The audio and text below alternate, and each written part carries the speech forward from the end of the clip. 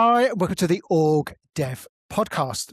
So most transformation or change programs look clear and logical on paper. There's a strategy, a plan, a timeline, and a slide deck that explains exactly how it will work. But for the people living through it, the reality often feels very different, messy, emotional, and far less predictable than the plan suggests.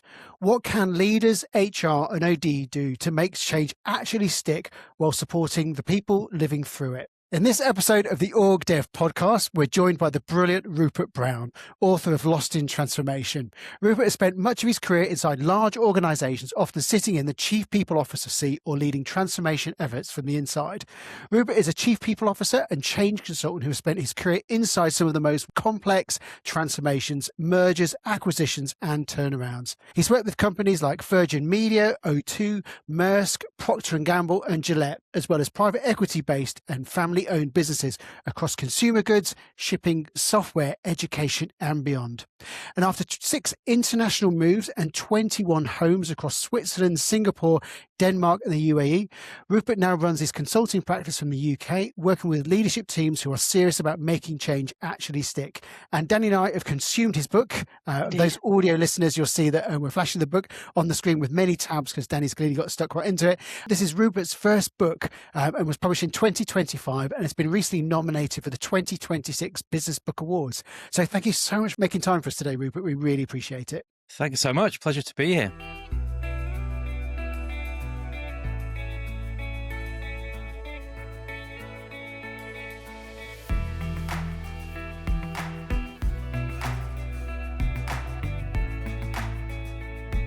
We're really excited to have you with us. So just to kick us off, just bring your work to life a little bit more. Just tell us about the work that you're doing currently.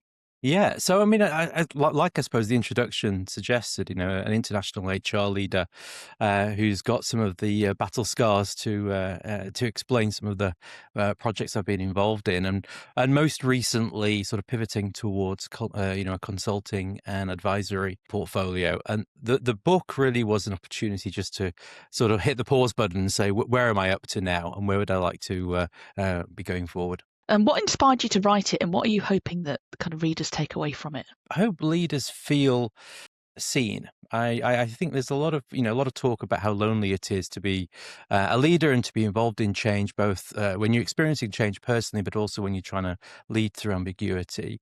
And I wanted to really talk honestly about that experience and how perhaps we make it a more lonely experience than it need be, just by how we typically respond. The inspiration actually was a moment where I was in a very complicated change program that had, in theory, the best players on the team to be able to advise it. And the wheels came off the bus quite spectacularly. And I remember just thinking to myself, there's a huge gap here between, we all know better. We've all got the certifications. We come from the great companies. We do this stuff for a living. So how have we gone from best practice to civil war? I was scratching my head and thinking, there's something to be written here. But the working title was actually the Knowing Doing Gap. It was called Mind the Gap. And I thought there was something between best practice and reality. And as I started to do a little bit more work and introspection, I call that the inner work for myself, and interview other people and do the reading, I actually thought that Lost in Transformation was a sort of better description. And in fact, lost is probably the word that I hear more and more often from executives and people spinning out of corporate life. I hope it's an optimistic tone that I strike, but it's also pretty honest, pretty irreverent, slightly cheeky take on where are we when we talk about change. Yeah, so you write about blind spots in the early part of the book. Thank you. Do you want to just elaborate on a couple of kind of those for us and why they're so important? Yeah, exactly. Blind spots was an important concept for me, and again, it goes to a little bit back to this thing of you might know better, but you still end up doing what you do. And in the opening chapter, I use the Gillette Procter & Gamble acquisition as my sort of case study. It's a personal case study. I was working for the Gillette company as it was acquired by Procter & Gamble, and got to work on the clean team planning the integration, and stayed 5 years beyond. Experience what really happens versus what maybe we advocate for change. a couple of examples of blind spots. I mean, the first one I talk about is the notification blind spot. So, I heard about the merger going ahead as I was driving up the motorway at 60 miles an hour to see my customer. I was actually a sales guy at the time. And I turn on the radio and I hear that the Gillette company is being bought by Procter & Gamble. And I was like, oh my God, is that really how we find out about these things? I mean, like, I couldn't quite believe it. It's like trying to navigate the traffic to pull over and go, this is insane. I adored that company. I could see my career and where it was going. I was currently taking sort of a career risk with them at the time, going from HR to sales on these broadening assignments. And I couldn't believe that it was happening, and that was how I'd found out. But also B is like, oh wow, this is the opportunity of a lifetime. I have to get involved. That sounds like the most fascinating sort of corporate change project, that you'll ever be involved in. Another example of a blind spot, and I think it talks a lot to the work we do in the HR and OD space, talks about, I sort of call it like the inner voice blind spot. So it's the avoidance of listening to the nagging doubts about how you might be experiencing the change versus how you have to show up. And I remember vividly, we were at this point 3 years post-merger closure, and I was standing up in the front of a town hall, and I was advocating for, essentially adoption of a new culture of the combined business and making sure that retained talent stayed in the business. And I had all these slides in the slide deck. That I had Bridges' change model, I had Lewin, I had change curves coming out of my ears, and the MD of the business was like, Rupert, we haven't got time for this. We don't want to kill the morale. We've got commercial momentum to maintain. Move on. And I remember thinking how ironic it was that we have some really strong tools and frameworks and experience, in our toolbox. The reality in the business is very different. And that desire to sort of keep the momentum going at risk of lowering the mood in the room is often, I think, what sort of stops people actually going through change in a much more successful way. And have you got any advice for people who are listening who are in that situation where they know what needs to be done, they understand the human side of change, but they're facing that hard-nosed, it's just about momentum, we just need to keep going, don't worry about the kind of people element. What advice would you give to people who are stuck in that, feel like they're stuck in the middle there?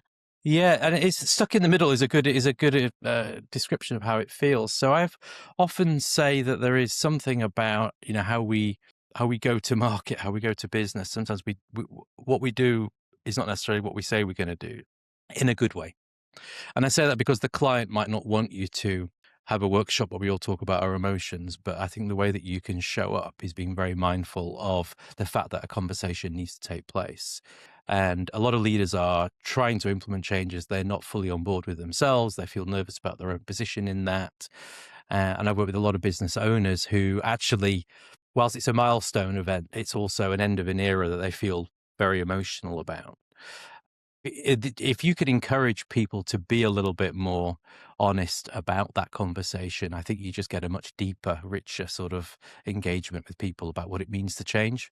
And then we can sort of get on with, we can process it better. We can talk about it in a better way.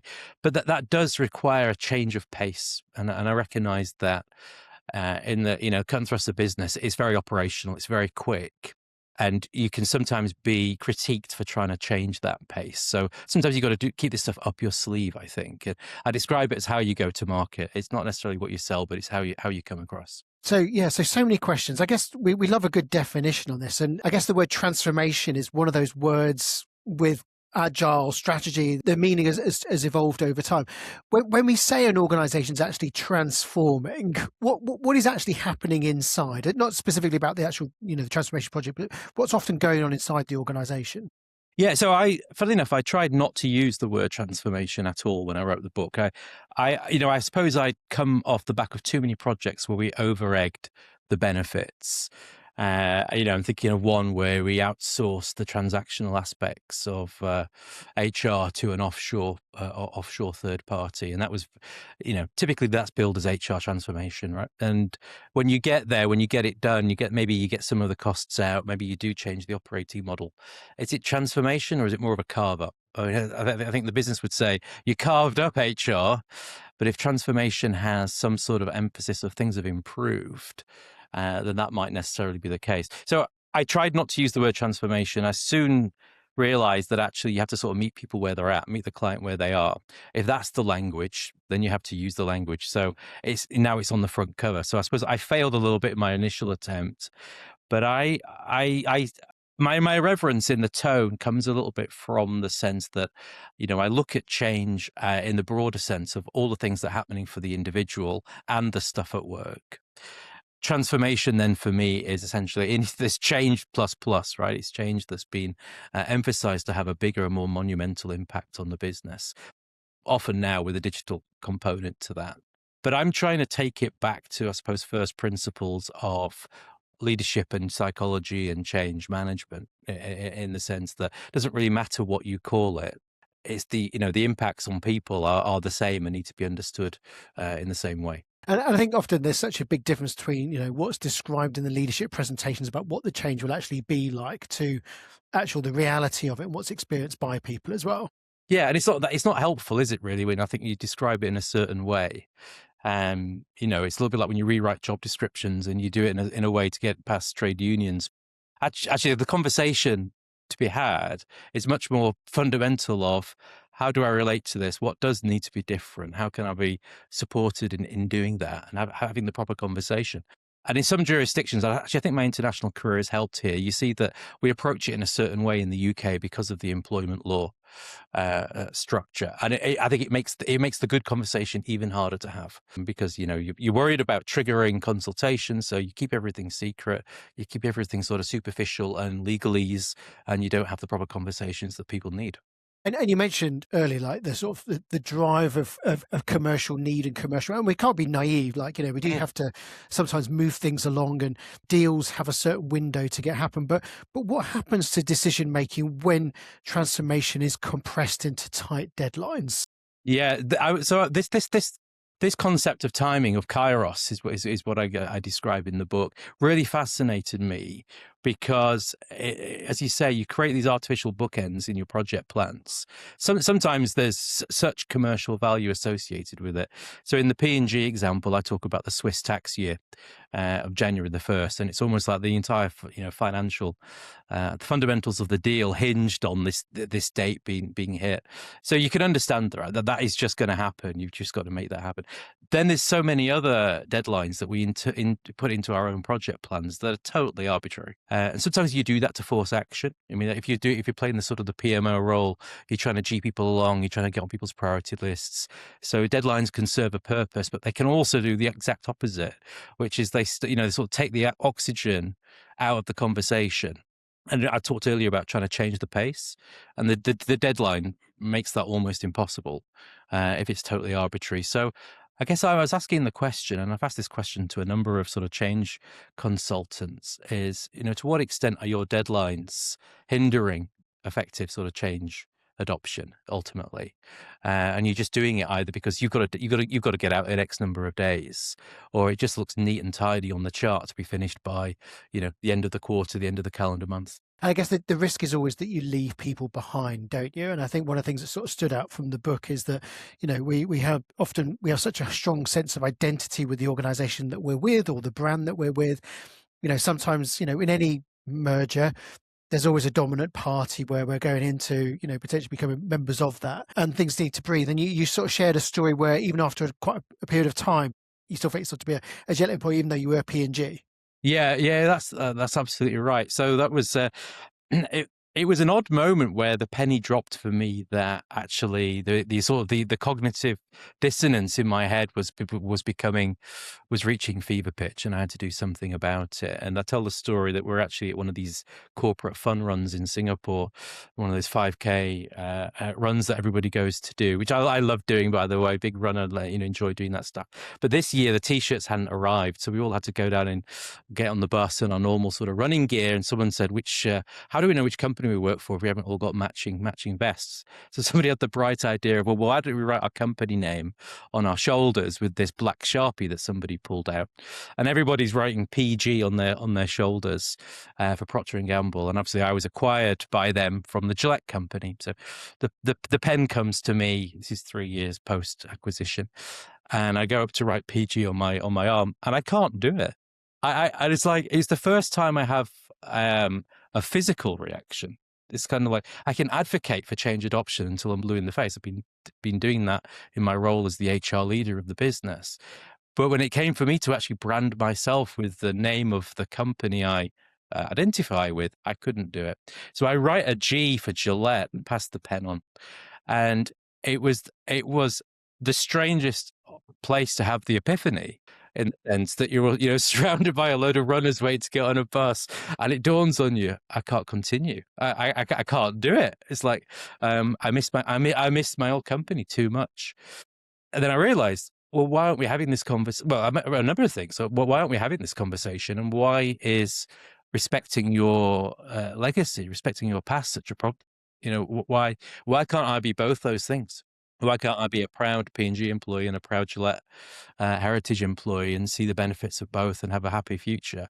And unfortunately, you know what it's like. It's almost like the success is adoption. And you hear the stories where people introduce themselves as the company that they were acquired from 20 years ago. And that story is told as a failure of cultural assimilation, or somebody who's really not on the bus. And I just thought, that's actually happening to me. That's just happened to me. So I realized that this probably wasn't the place for me. And because it felt so physical, for the first time, it went from being sort of cognitive dissonance to something I could not ignore, and had to do something about it. Just on that, there's the language we use as well, isn't there? Because often it'll be an acquisition that's dressed up as a merger, and the language we use doesn't enable people to really kind of lean into the reality of what's happening. It's a leading question, isn't it? Yeah. So it's to look successful, you have to say it a certain way. And in fact, that case was dressed up as a merger for the stock market and quickly became an acquisition. And I don't think it was necessarily done. I think that was purely sort of commercial language talking, but it does send a signal, doesn't it, to the employees about, well, how am I supposed to be showing up to, what's the rules of the game? How do I do well in this game? What are the rules? I wonder if we couldn't be an awful lot smarter and a bit more accommodating when we do that in the future. You've added something really useful into the discussion about this whole field, because there's real openness and honesty to it as well. And I think that's going to move the conversation, because you kind of have a foot in different worlds, that of, a senior HR leader, but also a senior leader within the business as well.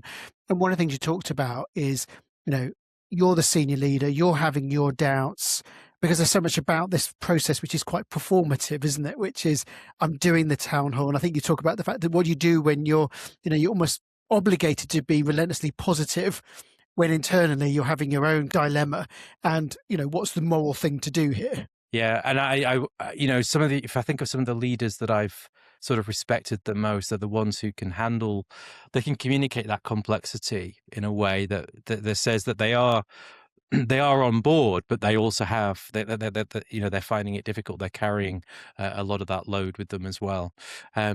And I think it's important that leaders are able to do that, because I guess the danger is that the audience is thinking it anyway, right? So if we say, where does trust go to in all of these scenarios, you might get off the stage as the leader thinking you're stuck to the talking points perfectly, but the audience are talking to the headhunters and just want to get out, and they just don't believe a thing you said. And we've been both, right? We've been in the audience and we've been on the stage, and I think we need to be honest about it. And it's interesting because I know that you're close with James Longwell, a previous guest on our show, brilliant and a real expert. On top of being a senior AD practitioner in Google, he's a transaction analysis expert as well. And there is something around often treating our employees like children in this process, that they can't handle the truth and we must protect them from it or other things will happen.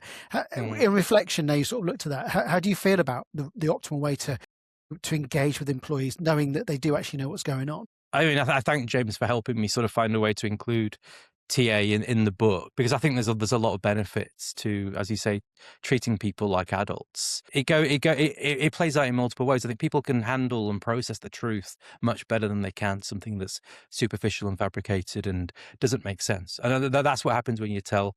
You give them a sort of a line that sounds better than it really is. People are like, well, now I really don't understand it. I really can't process it because it just sounds really odd. Whereas actually, I think people can handle the truth an awful lot better. So here's the thing, right? You might ask me, so since writing the book, how has your practice changed? And one thing I noticed quite quickly was how easy it is to fall back into old habits. And, you know, the currency of change is the PowerPoint slide. And we typically write those in isolation from the project room or from the dungeon, the basement, wherever it is that you're stationed. And it's, you know, I'm advocating for something that's a little bit more intentional and inclusive and, you know, open to others, open to interrogation. It takes you've got a lot of intentionality to do that. We're so hardwired to go back to the way it's always done. And I can see that in myself. So one of the benefits, I think, of writing the book is it opens your eyes. One of the challenges is trying to remain true and honest now to how you've just said that you should move forward. So I guess I advocate from a practitioner's perspective. I know what it's like. I know it's not easy. I'm not pretending that this is straightforward and that we should just involve everybody in organization design or something. It doesn't work, but there is a better way than what we're doing at the moment, behind closed doors with the usual suspects cooking up the same problems. Yeah, and that kind of builds up on a point that you were saying. You described that transformation teams can sometimes be an in-group and there's an out-group. And at the beginning, you said about civil war, which is a really strong term, isn't it? So how does that kind of sort of manifest itself, and how does it become what it becomes, and what can be done to prevent that transformation teams being distant from the actual organization itself? You know, and if you look at the typical makeup of the different players involved in some of these change programs, we all have different different contract types, different backgrounds, different approaches. Many people in that sort of transformation space are not really joining the company, they're joining the project. You know, they're there for the gig. They want to get in, get out, get on, get paid. I mean, that's sort of the mindset. It's quite a mercenary sort of transactional mindset, but a lot of them also happen to be from the biggest names and be the smartest people in the room at the same time. And it's almost like the transformation people can agree with one another that the client is a little bit off the pace, and that can quickly turn into sort of this arrogant swagger that just really breeds problems. There's a real dilemma here, isn't there? Is how do you actually bring the right people in a way that allows people to work well together without getting up everyone's nose? Because that resistance to, even if it doesn't feel like or is not described as resistance, there's lots of things that the current momentum is creating inertia for what it is that you're trying to do. And you won't get close to that if you just add more and more tension to the issue. So, you know, I describe it as, you know, the brilliant surgeons putting the sick patient under the knife, because that's the stance I think a lot of project transformation teams adopt, especially if they're hired for a certain technology or a certain methodology or an approach, and, you know, they want to get in and get out. So there's a lot of sort of humility required. A lot of that is the leadership of how that group is, you know, how it's set up, just sort of the tone and the vibe of the work, and how you respect also what's gone before. So I'm blessed that I've worked with for a real range of businesses, different industries, countries, ownership structures. And often what I found is you see some of the most successful businesses that run in a quite unorthodox way. And that tells you something, doesn't it? That perhaps the best practice is actually not so best in all situations after all. And I think it really opens your mind to say, I have one view, I have one approach about how change should be done. There's many, many ways to run a business successfully. And I think actually you need a bit of that sort of humility to have seen different ways of operating. I think something about humility, and there's something about just being open to things being really messy, being open to the fact that it's not straightforward. It's quite seductive, isn't it, just to think things are straightforward and we can just apply best practice and go for it. It's going to work here. And we just make our lives more complicated, I guess, by opening up to the fact that that's not likely to be successful. It's also quite easy, I think, to fall into the trap of thinking almost like, I don't really know how to describe it, but the idea that you set strategy, you set objectives, you work towards them, and that's the only sort of way of achieving great things, sort of a very much a linear approach and deliberate planned approach. Whereas actually when you speak to and work with a lot of entrepreneurs, it's much more opportunistic and gut feel. In truth, it's probably a quality we don't have, and that's why we don't understand it. And there, as one entrepreneur said, what's the strategy? The strategy is buy low, sell high, don't mess it up. That's the strategy. It's like, okay, I need more, I still need more, but that's the entrepreneur's playbook. And it's like it's actually that serves some people incredibly well. That's very inspiring. I was going to say, I was just thinking, if there's somebody listening who's in the middle of a transformation right now, what should they be looking out for? What signs might they see that they're lost and need to kind of take another look? before they get to the Yeah, end of it and realizes, actually, with hindsight, this wasn't brilliant. What would they see? What might they see? that's a really good question. So what might they see? So I think, because my stance is that there's a lot going on for the individual, over and above what's happening inside the business. So you might say, at sort of basic level, if things are feeling difficult, slow, stressful, emotional, that you're lost. Not necessarily at all. Actually, that might be just an indication that you're living life and you're experiencing it in full color. I think that there's a real need to sort of wake up and appreciate that it's not all plain sailing, and that's a little bit my call to action on the emotional piece is to say, can we actually have the conversation that it doesn't always go brilliantly? People don't always feel great for all the human reasons about, just being alive today. So we need to have that conversation in parallel with the fact that some of the stuff we're trying to do at work is difficult too.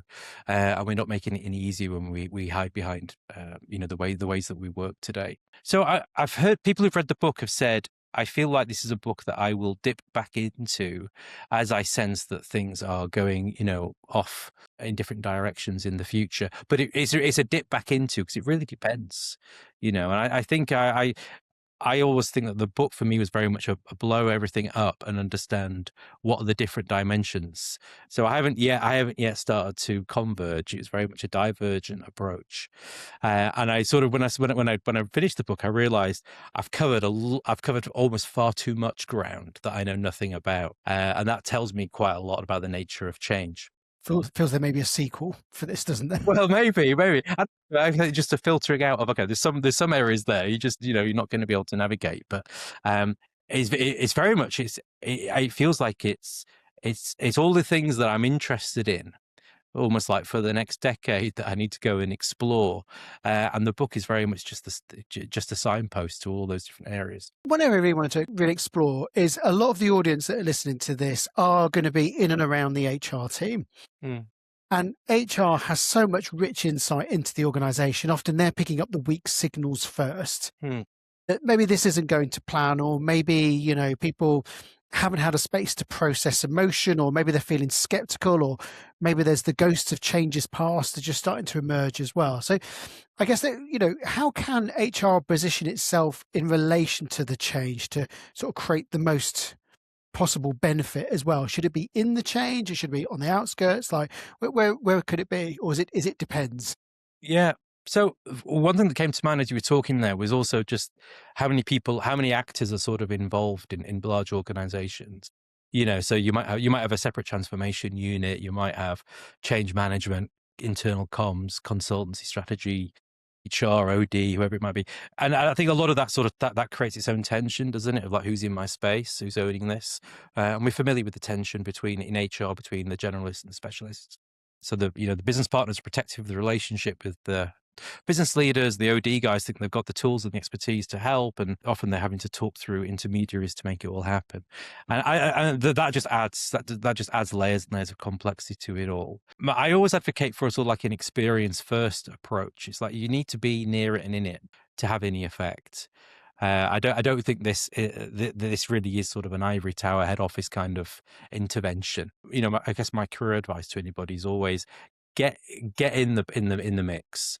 Follow your nose for change. If something's going on, get involved, and don't be so precious which role you're playing in it, because often it's your intuition and your insight. Just as being a people person, perhaps having the HR label gives you the confidence to be able to say the things that are difficult for others to say, and encourage you to do that.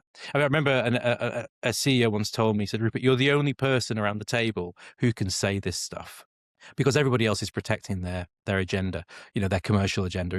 If they're 10% off target, they're probably not feeling like now is the time to criticize the way the boss showed up at the last town hall. But it's almost like your agenda is all about how people are feeling, the change adoption. How does this really sound? Does the strategy make sense? Playing stuff back. It's almost like if you don't use that license, nobody else can. Everybody else is in a weaker position than you are to speak on behalf of people. So I think that's super powerful. That's a real opportunity. And how does it feel to be that person that's maybe challenging the narrative by saying those things? How does it feel in that moment? And again, what can you do to stack the odds that it will be received well? Yeah, it's difficult. It's difficult. I think often it's just how you say it and when you say it, and if you're saying it for the interests of the betterment of the organization and the program, or however it might be phrased, then that is the way to do it. I learned a lot about this actually from my time at P&G. So although maybe I use that as a case study of difficult M&A, I also learned an awful lot about how to lead and how to do HR well. And we had one of the roles that HR played in that organization was that they would be if you like, the orchestrator of strategy, design, and communication of Cascade.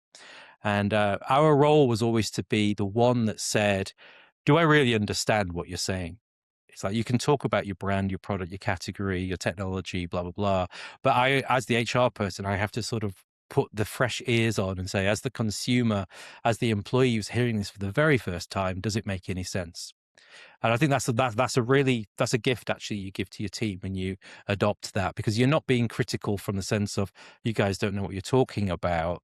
You're bringing sort of the customer into the room to say, actually, the way I'm hearing this sounds confused or sounds a bit like this, but actually I think we mean this. So can we simplify the messaging? When you position yourself like that, I think actually you're in a very powerful way to affect change without sort of upsetting anyone in the process.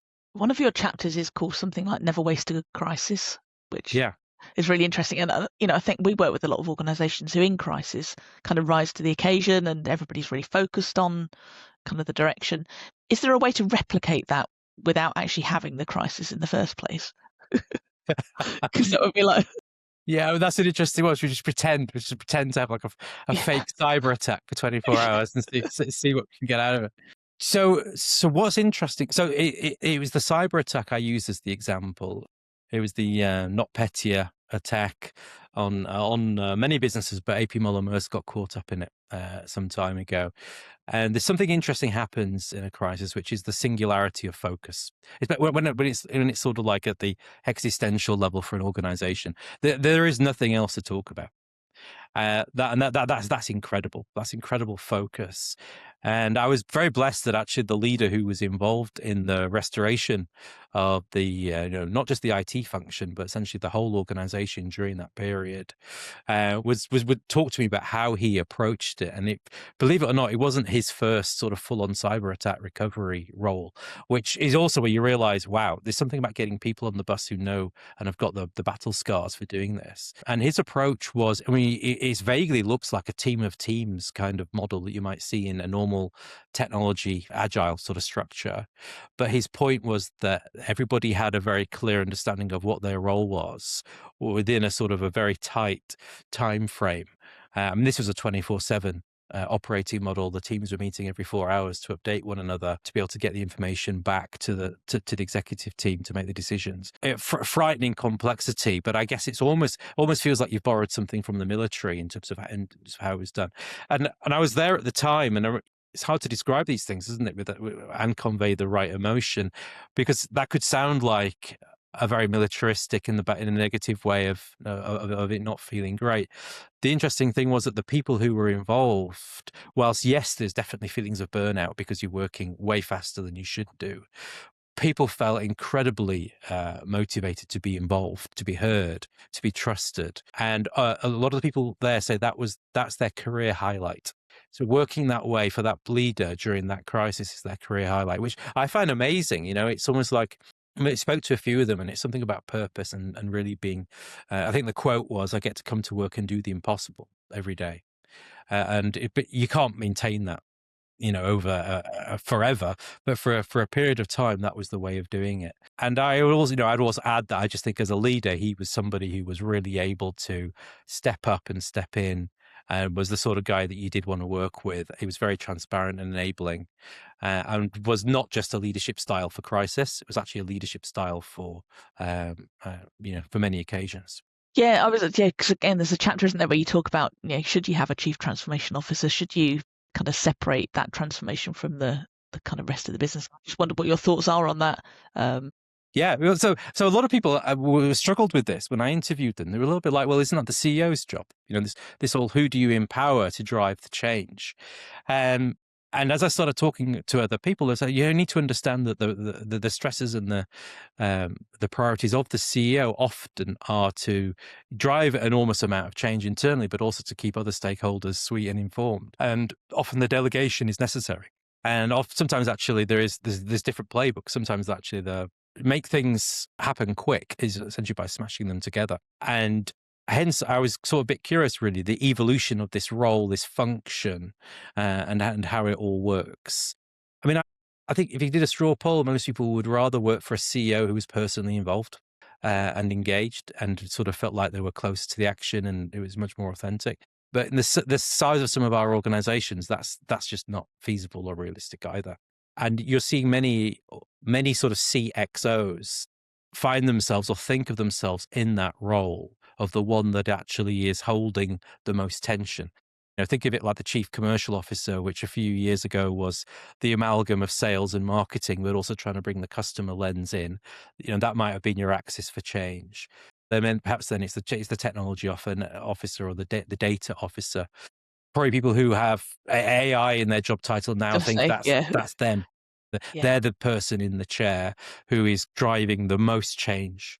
But you see it called different things. Is it product? Is it something else? And I'm curious because you also see organizations where there's 2, 3, 4 such axes of change and players that maybe think they're the ones that's driving all of this. And if you go back to, sometimes I go back to some of the principles of organization design and where does the power reside in the organization?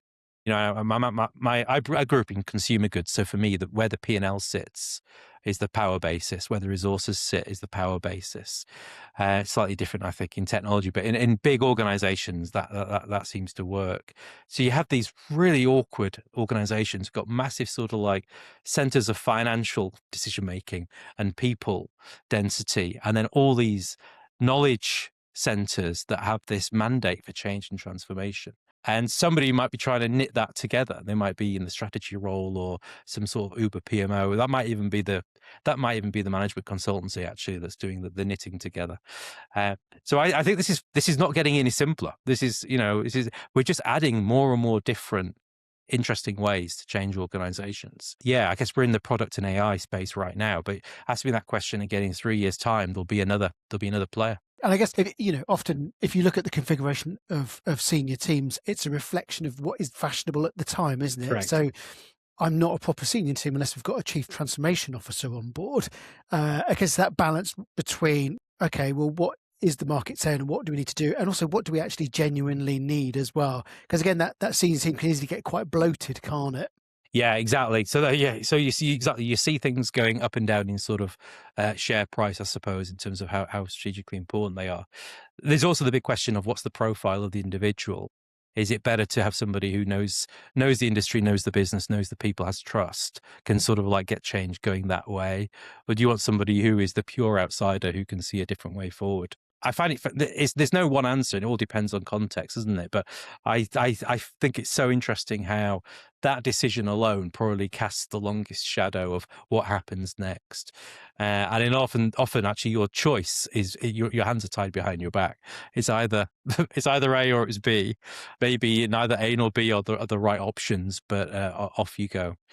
So I think if you're in the room at the point where that decision is being taken, that's a real slowdown moment. That is it's not obvious. We need to think through what the pros and cons are. Hi, we're just pausing this interview for a moment. Have you ever finished an episode of the OrgDev podcast and wish you had a cheat sheet that summarizes all of the key points? Us too, so we made one.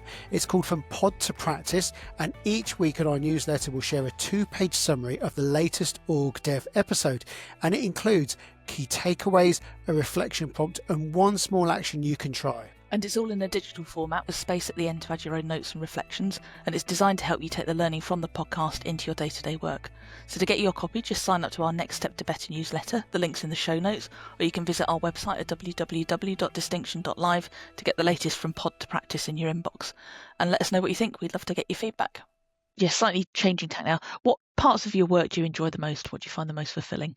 Yeah, so I enjoy sort of making sure that the work feels good. There's this human element to it, a humanistic dimension to it, and getting results. I always sort of went into the HR space as a, so if I go back to the beginning, I studied psychology at university, but really I wanted to study business. And it was more just because I'm the youngest of three boys. My eldest brother did marketing, middle brother did finance. My dad was an economics major, and I had to rebel, so I had to do psychology. So that's sort of how I ended up in HR. I was a little bit, always interested in the business, and my angle was going to be through people. So I'm very interested in sort of getting things done, getting impact, but doing it well, doing it through people, and creating a place that people enjoy being. One of the big ahas for me in writing the book was this philosophy piece about I, it versus I, thou. And it's the idea, are you there for the transaction? Are you there for sort of the relationship and the people? And I know my bias, my preference, and I can't change it. It's hardwired in me. I'm a people person. I'm I, thou. And that leads me to what's hard. I'm drawn to change. Can't stop it. I can't help it. But each one takes a chunk out of me. Each program hurts in its own way, and that's because I'm building relationships and I'm putting myself in there because that's how I do it. That's how I work. So I've been reflecting very much on why does it feel so hard, even when you're doing this stuff well. Because there's a price, you're working hard, you're working differently. There's an impact on individuals. Not everybody's happy with the work, the impact and the implication. Change is necessary. I'm not here to throw rotten tomatoes at leaders or at change. I'm progressive and I want to move forward, and it hurts. And I think the price of doing it well is that it hurts. So you say, what do I struggle with? I struggle with that realization that I'm drawn to some work that's difficult. And you've worked in lots of international contexts. The audience, I think we've got, it was like 112 countries or so, and you're sort of living, breathing embodiment of the ability to sort of work within cultures. So how's it shaped your practice, and what can others learn from it, do you feel?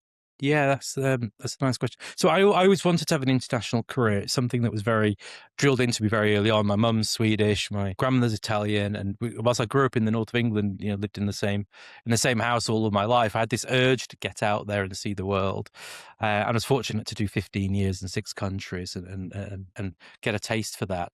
And when I was looking back at the UK, what I was very aware of was how our experience, especially in the HR field in the UK, is very sort of heavily influenced by the employee relations, employment law, union sort of framework that we have. And I think that can really sort of stymie your thinking as a practitioner, and often the sort of the seat at the table that you adopt as a result of that during change.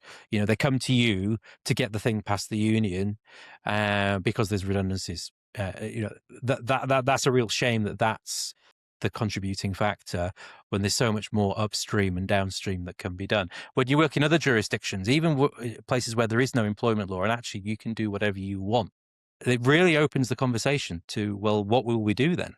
What shall we do? How shall we do it? What role do values play? And I remember this vividly, actually. I was in the Middle East when COVID hit, and many organizations took the opportunity to slash salaries of people because they could. And there's a real values conversation at the board level, which is just because you can doesn't mean you should. And this was a lovely you'd never have this conversation in the UK. You didn't need to. You couldn't. You might have the fiery hire conversation in the UK, but somewhere else you're having a very different conversation that's a much more sort of values based about leadership and about strategy and about where you go forward. We discussed with the board that said this is. I was working in the education sector where people were predominantly expats, and the idea of if people don't feel trust in their employer and the place that they're living, then it jeopardizes the entire business model. So right now is the time to not do anything silly like that. And in fact, to show ultimate sort of flexibility and faith in the employee base. And I remember thinking, this is a conversation and an experience I'm benefiting from because I've got an international background. I guess what it does is it allows the organisation to sort of develop its own moral code rather than having one imposed on it as well. Yeah, that's really interesting. On the flip side, what challenges do you encounter and how do you navigate them? So I mean, the challenges So the trends that I'm observing, actually, and often where I come in now in this sort of consultancy role or interim role, is where the client has perhaps an opportunity or a plan, but is running out of bandwidth, running out of courage, running out of the skills to be able to make something happen. And what's quite interesting when you step out of the run and you're working more on the change side is you realize just how little bandwidth clients have for doing the important stuff. And that just seems to be getting harder and harder. Maybe I've been in more operational businesses the last few years, but it feels like there's more energy taken up on operational requirements and short-term thinking than ever before. So, and at the same time, there are more change and transformation programs and agendas at play as well. So there's almost like this real an assault on people's bandwidth and attention for being able to get stuff done and do decent quality thinking on the things that matter.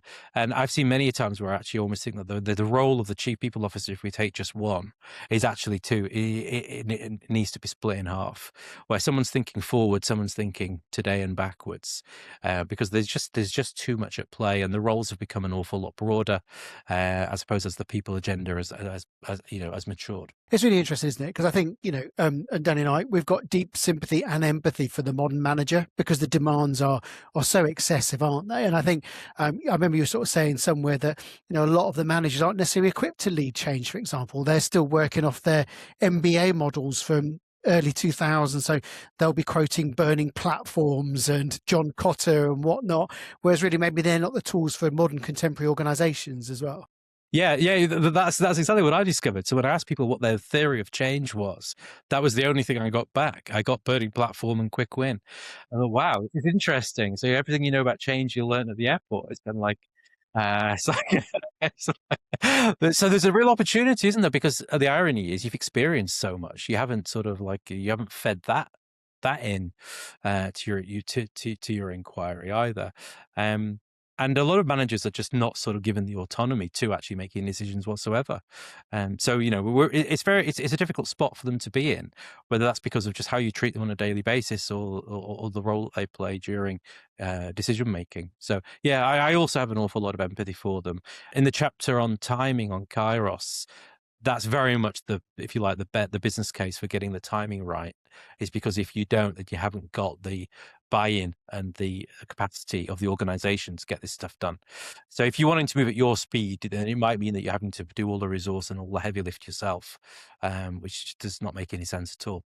Yeah, and it goes back to what you said earlier, which is meeting people where they are. In HR and OD, all we do is think about this day in, day out. It's probably our first thought and our last thought in our day, isn't it? Where, we have to remember that managers, they've got so much more. And for often many of them, the people thing doesn't come naturally for them as well, does it? Yeah, exactly. Yeah, that's you talked about empathy for the manager. I think in my book, I have empathy for the change manager, because there's so much good intention sort of, in those slide decks that never get read by the right people. And it's partly because, they just don't have the attention. They don't really want to have the conversation. So you're sort of left as the change manager building and building and building out the slide deck with the proposals that will not see the light of day. And I think it's a real shame, because that's where the nuggets of insight are. That's where actually the person who's much closer to the business can really help you out. And it's very powerful, when you interview leaders and they tell you things like, I'm the executive sponsor for a project I know nothing about, I do not care about, and I've never been to that place. Why am I the executive sponsor? And it's like, they'll tell me as the third party. If they told you that internally, you might do something about it, but I bet you don't. I bet that is playing out time and time again. And Danny and I do talk about the sponsorship role quite a lot. It's probably one of the most under-articulated, least trained roles, but has the biggest impact as well. What's your experience of sort of working with sponsors, and how can we work better with sponsors? That's a wonderful point, because a lot of this role definition piece, it's a little bit like when you define mentoring and coaching. All of a sudden it becomes much clearer, doesn't it, about what you're supposed to do. This happens an awful lot, where especially as you climb the ladder, you start assuming these responsibilities that nobody has defined for you. It's a bit like trying to find the terms of reference for a board.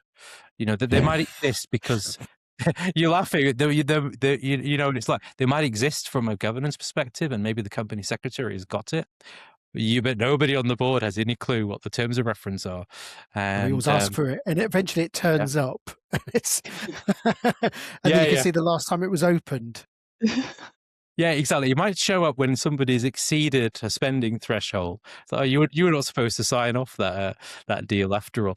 There's something really important there, I think, about defining these roles as you go through them and as people meet them. And that executive sponsorship role is a cracking point there, Gary. And I don't think I've seen any organisation actually stop and do that. So it's a fairly big question, but what are some of the biggest lessons you've learned throughout your career that you kind of take forward with you in the work you do now? That is a big question, Danny. Some of the biggest lessons. So I think actually the book was an attempt to sort of answer that question for myself, and I was sort of trying to answer the question also: what sort of leader do I want to be, and what's informed that opinion. I talk a lot about character in the book because I think that's the clue a little bit as to how you want to show up. It's not often we spend much time thinking about who's informed and who's shaped that character. But I think that is, a little bit on my point before. This is, I know that I'm attracted to change, but I also know that it takes a chunk out of me. That comes back to the fact that I want to build relationships and have an impact on people at a personal level. And so when I'm doing complicated stuff in large organizations, that's going to have a multiplier effect.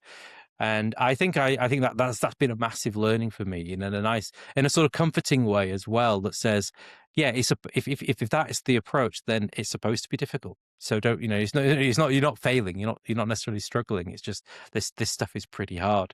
And then I also realized that you only do the learning. And if I'd love to ask you guys what the definition of learning is, because I'm still unclear really what it means to learn. So I might have taken some time to reflect, but I might also make the same mistake tomorrow.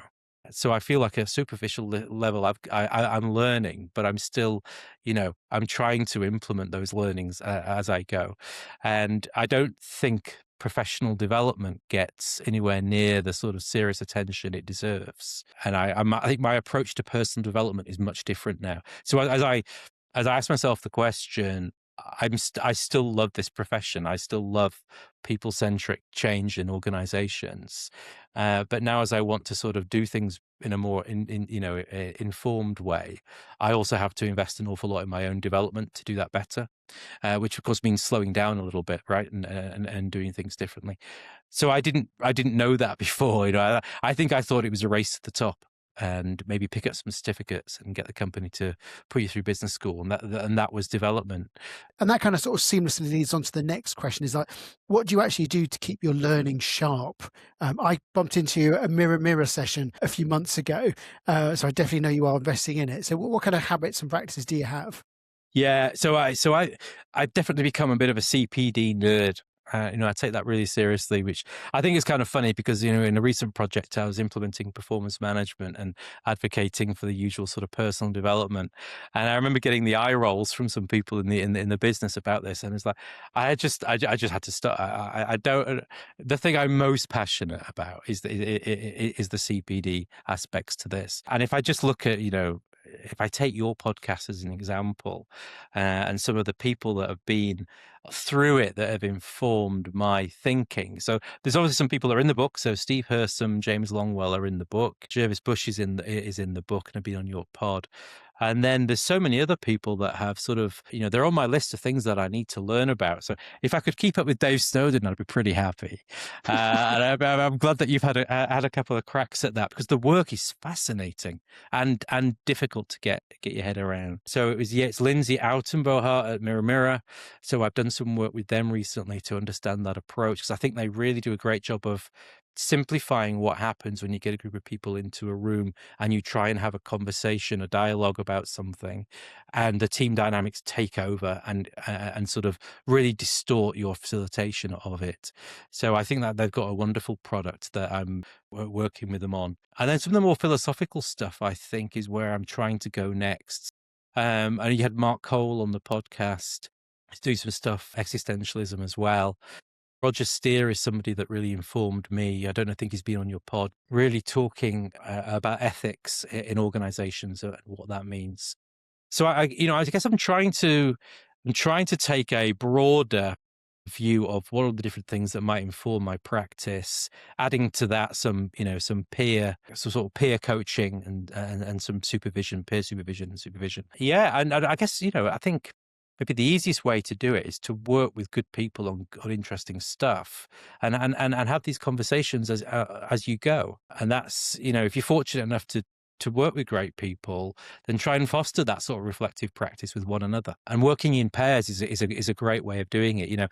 Often as sort of facilitators or practitioners, you put yourself in difficult spots. You're the only one in the room. You're trying to facilitate, listen, think what to say next, and take notes. And that's not a great place to learn.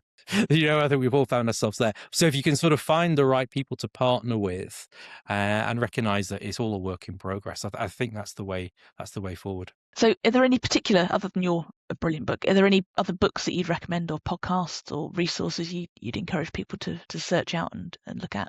Yeah, I think so. Well, yours is phenomenal. I think I already tipped a few episodes of yours. I was looking actually at my bookshelf to see which books have sort of like shaped and informed. I'm a big believer in going back to some of your classics. Go back to the ones that you haven't thrown away for 20 years for a reason. And I've got a few here actually. One is The Trusted Advisor. I don't know if you can see this one. Yeah, this is 2002.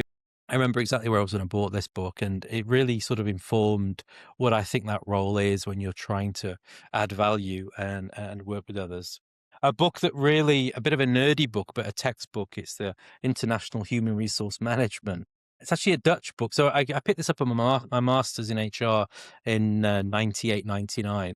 I just felt it's strange that a textbook would do that to you. I absolutely adore this book because it's all about comparative models of employment and human resource management around the world. And I think then I knew I was a budding international HR person. And if you're interested in complex systems, then you put in the sort of the international dimension.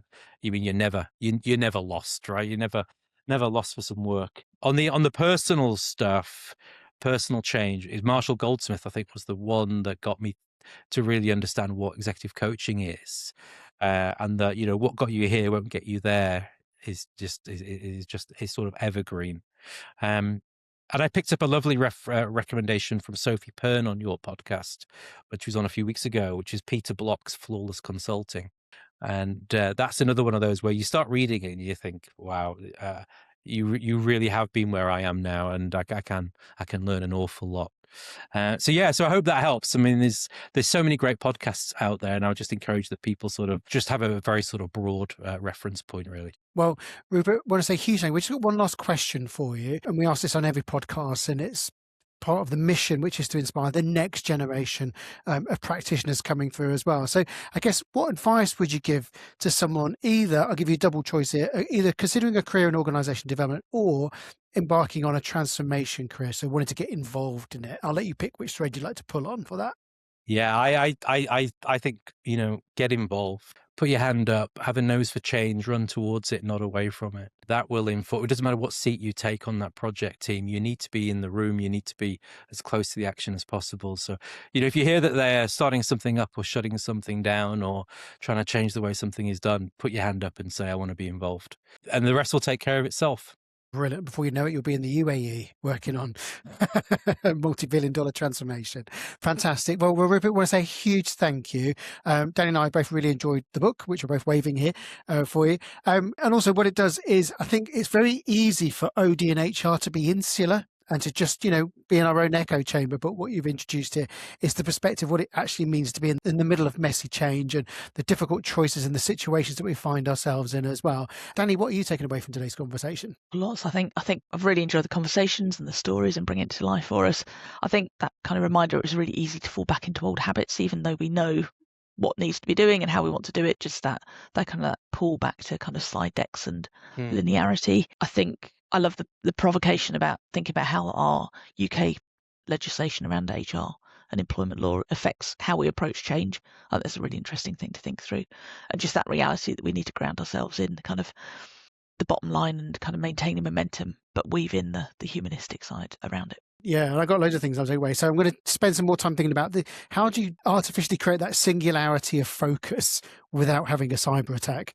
And also, how can HR find the right place in relation to the transformational change that's going on, and how can it sort of make the most use of its opportunity to actually feed into the transformation and give it some insight that it needs as well?